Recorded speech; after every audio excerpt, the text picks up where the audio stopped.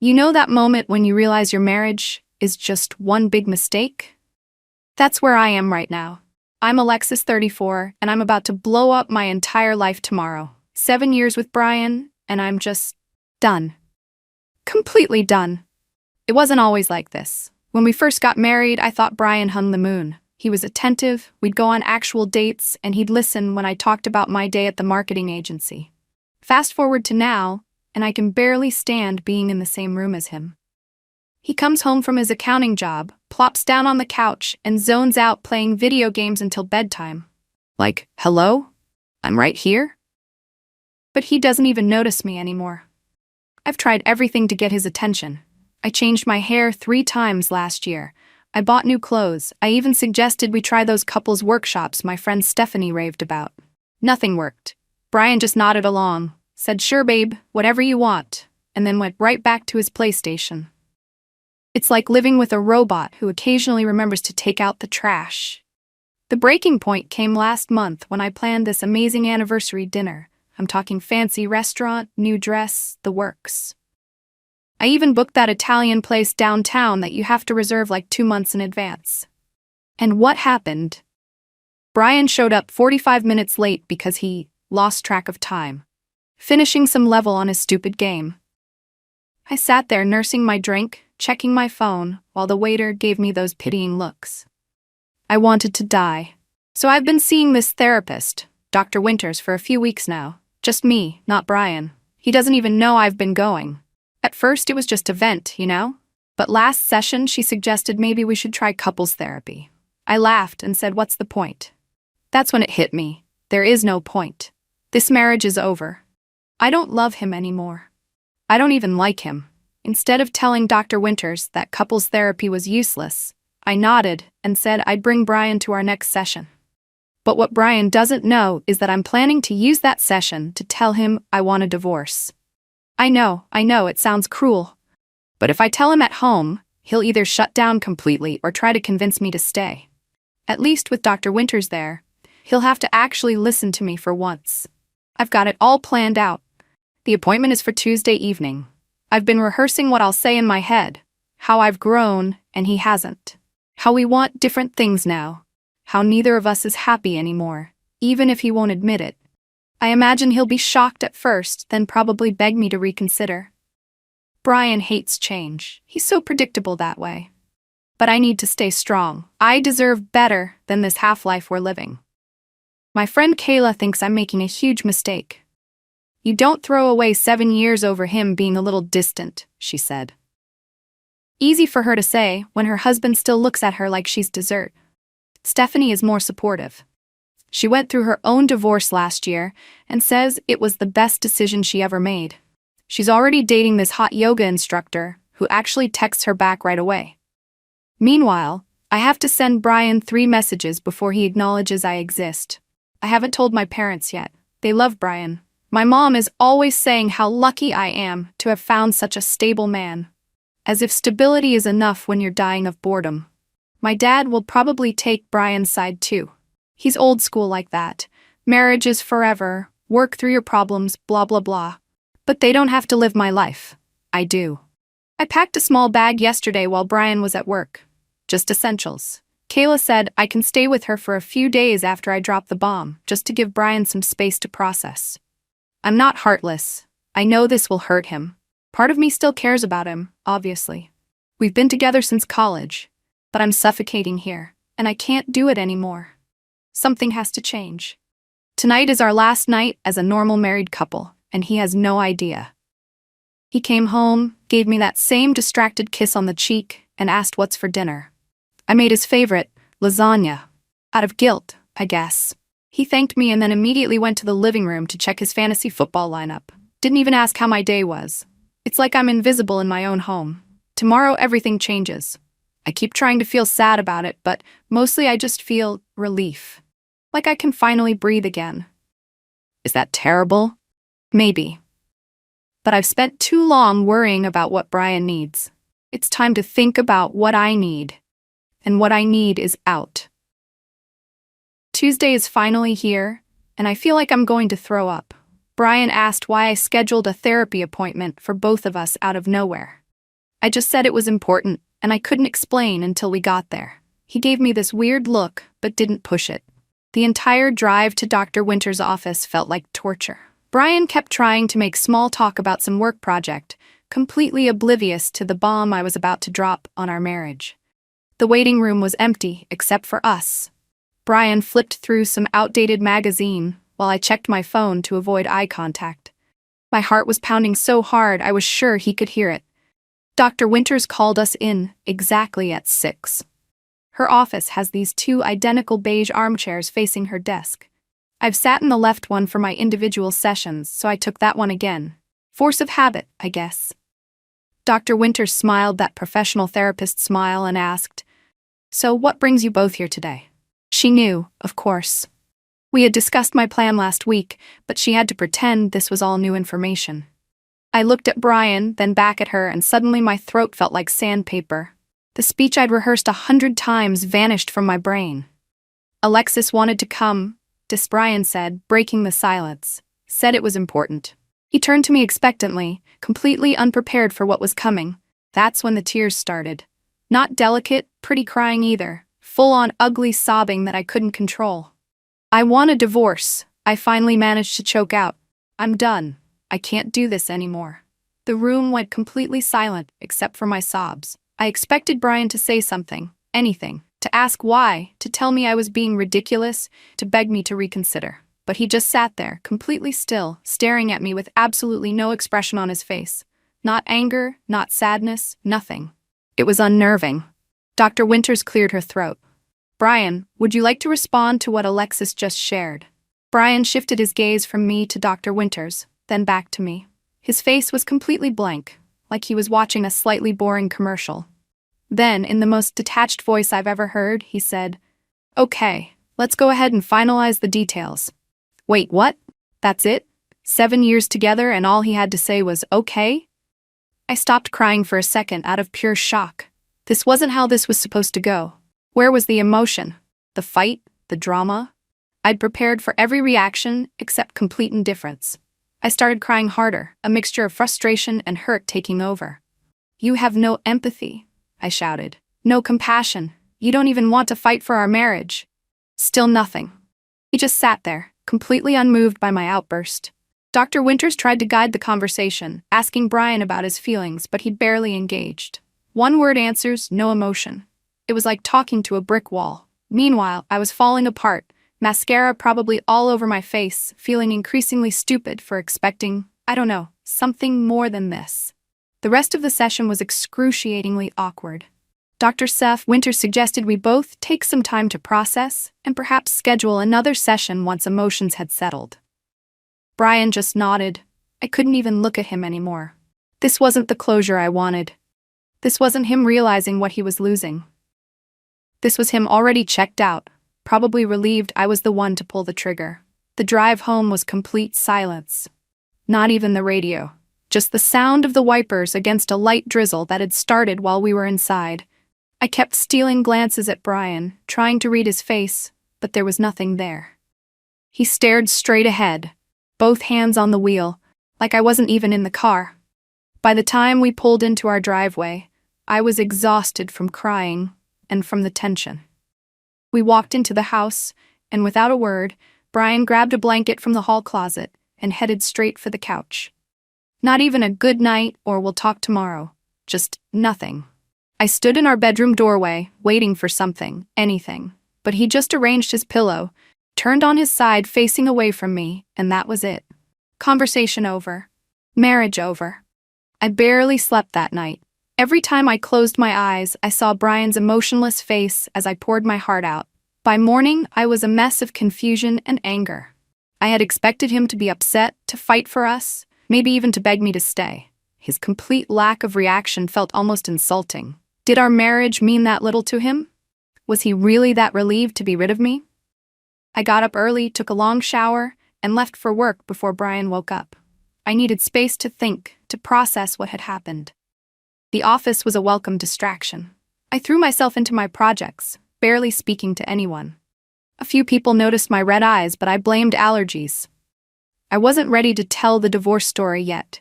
especially when I didn't even understand what had happened myself.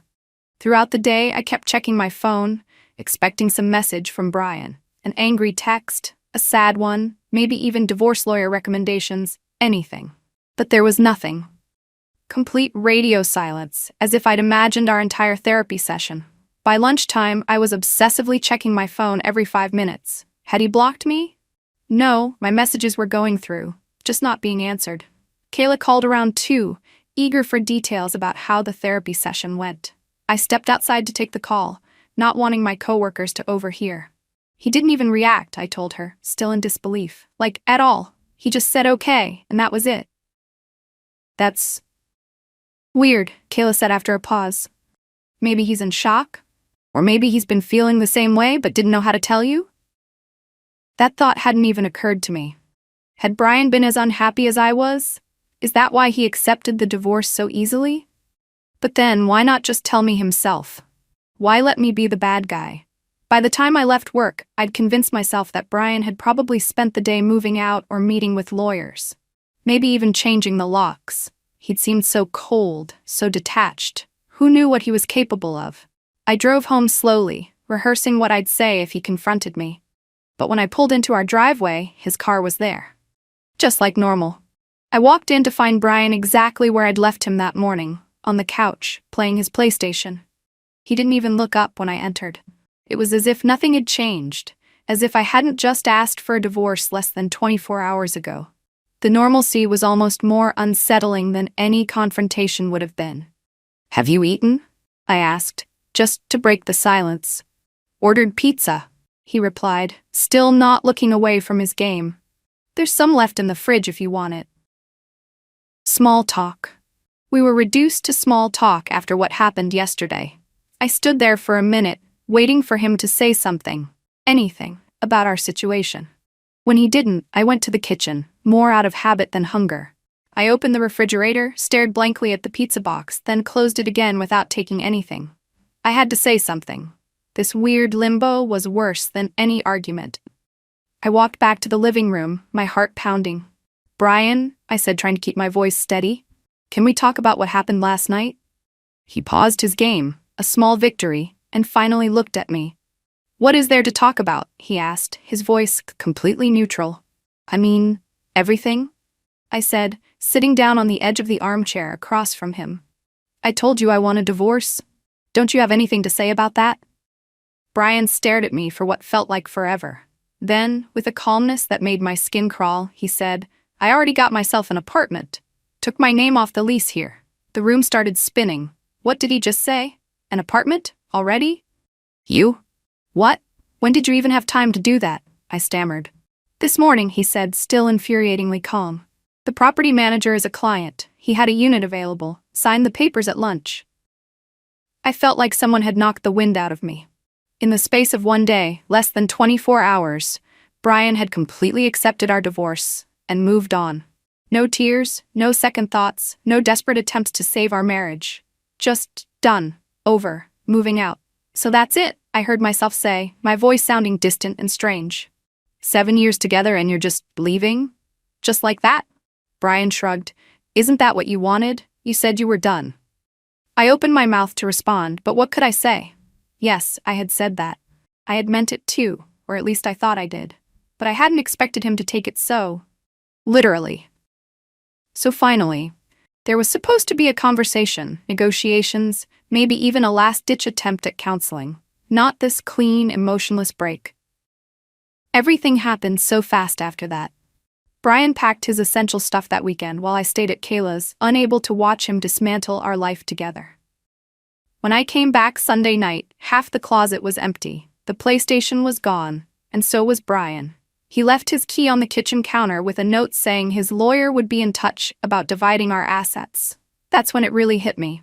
He was gone. Really gone. And he'd made it look so easy, like walking away from me was the simplest thing in the world. I sat on my couch, surrounded by the gaps where his things used to be, and finally let myself fall apart completely.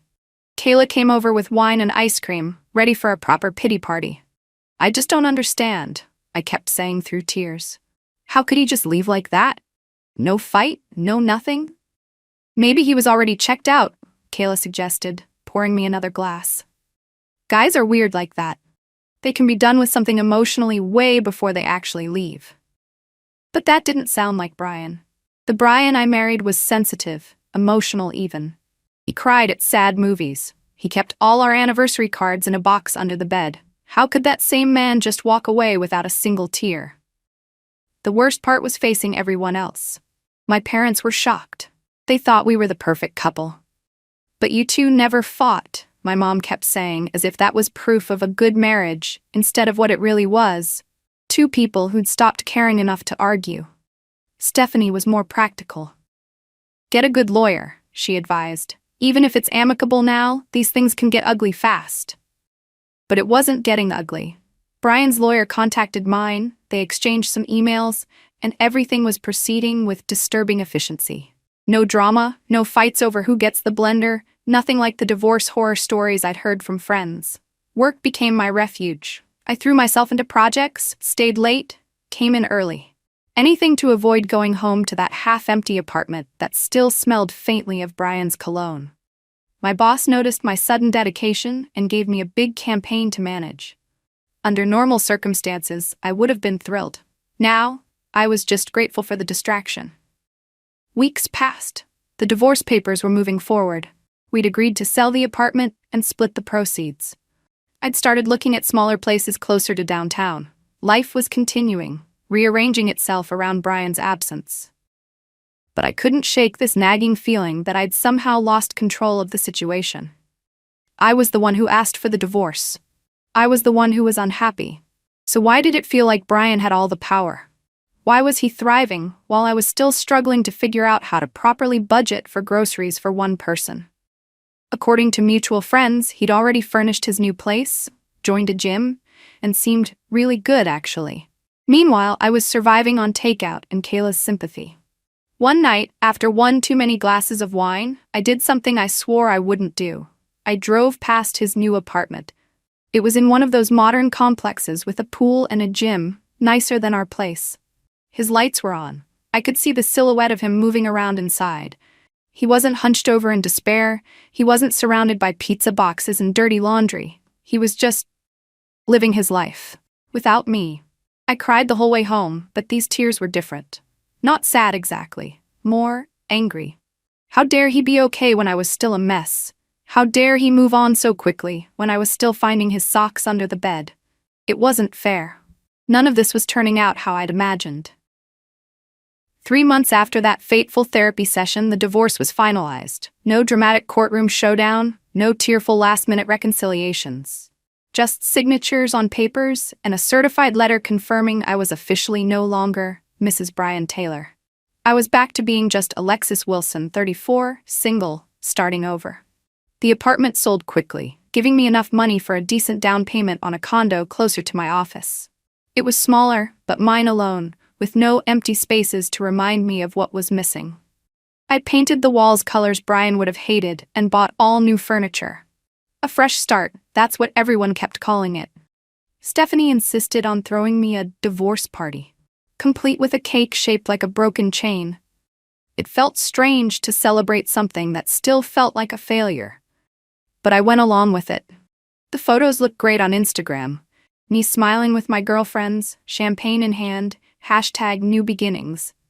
No one would guess from those pictures that I still cried in the shower sometimes. Dating again was a whole new kind of torture. Stephanie set up my Tinder profile, insisting it was time to get back out there. The men were either desperate or just looking for hookups. Nothing like Brian, who had been steady and reliable. I found myself comparing everyone to him, which was ridiculous considering I was the one who wanted out of that relationship. Meanwhile, Brian seemed to be living his best life. According to our mutual friend Tom, he'd gotten a promotion and was dating someone new already, some yoga instructor he met at his gym. The news hit me harder than I expected. I'd imagined him pining for me, realizing what he'd lost. Instead, he was moving on, becoming a better version of himself without me. It's not fair, I complained to Kayla over brunch. I'm the one who wanted the divorce. Why is he the one who's thriving? Kayla gave me that look. The one that says she's about to deliver some truth I don't want to hear. Maybe because he accepted it right away instead of fighting it? You wanted out, Lex. You can't be mad that he didn't beg you to stay. But I was mad. Irrationally, unfairly mad. Because the truth was, part of me had wanted him to fight for us, to prove that I was worth fighting for.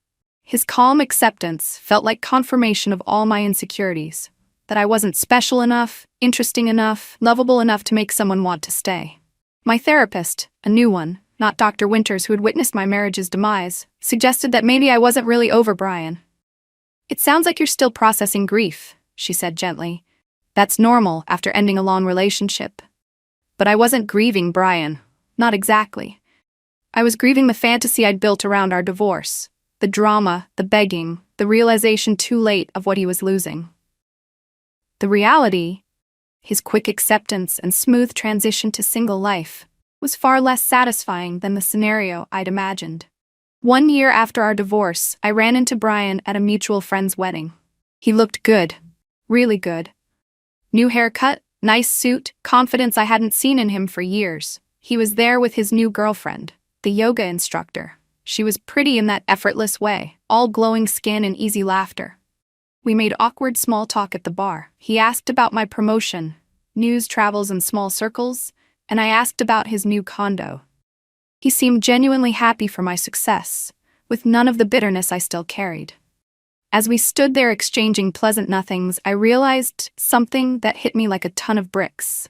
He had been ready to leave long before I was. That therapy session hadn't been the bombshell I thought it was. It had been his exit ticket from a marriage he'd already emotionally left. Maybe years ago, while I'd been planning my dramatic declaration, he'd been quietly detaching, just waiting for permission to go. My big moment had been his relief. As I watched him rejoin his girlfriend, laughing at something she said, I felt a strange mix of envy and acceptance. Brian had moved on because he'd been moving on for years. I was still stuck because I'd never really understood what went wrong. I'd blamed him for everything. His distance, his video games, his lack of attention. I never stopped to consider that maybe, just maybe, I'd pushed him away long before he retreated to his PlayStation. But that realization was for another day. Tonight, I put on my best smile, danced with the groomsmen, and posted a perfectly filtered photo captioned, "Celebrating Love." No one needed to know that the person I was still figuring out how to love was myself.